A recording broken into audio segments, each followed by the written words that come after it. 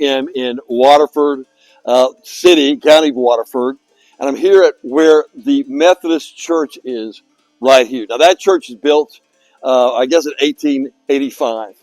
But the early Methodists, besides meeting homes, would have met in this old friary built in I think, 1240. And the Huguenots actually, when they came in, were able to gather here. I guess it was not a complete ruin at that time. And what happened, though, in the period later, around 1799, the amazing Lorenzo Dow, they called him Crazy Dow, comes to Ireland. And he's all over the place. Lorenzo Dow was so impactful that more boys were named after him in that century, at least in that half century, than any other name.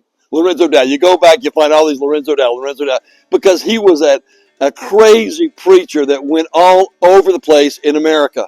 He also came to Ireland 3 times. Can you imagine that? In 1799, he makes his first trip here, and he is so impactful.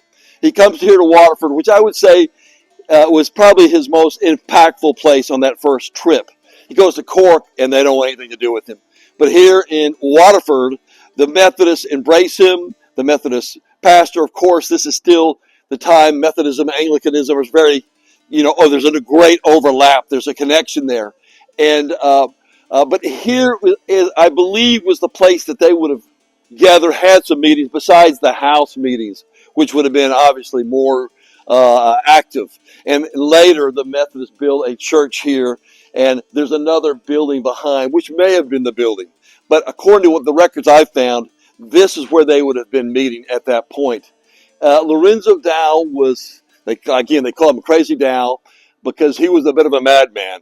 He was only a Methodist. He loved Methodism. He loved John Wesley. He carried that message.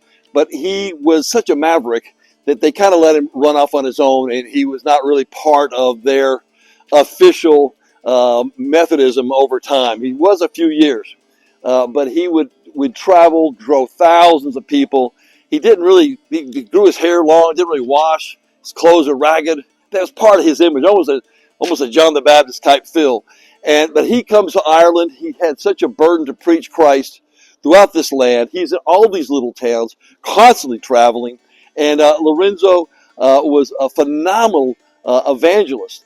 His biography in America was the second best-selling book in much of America during the 1820s, 1830s, right behind the Bible. It was phenomenal. Today, you don't know anything about him hardly, but he had such an impactful ministry at that time.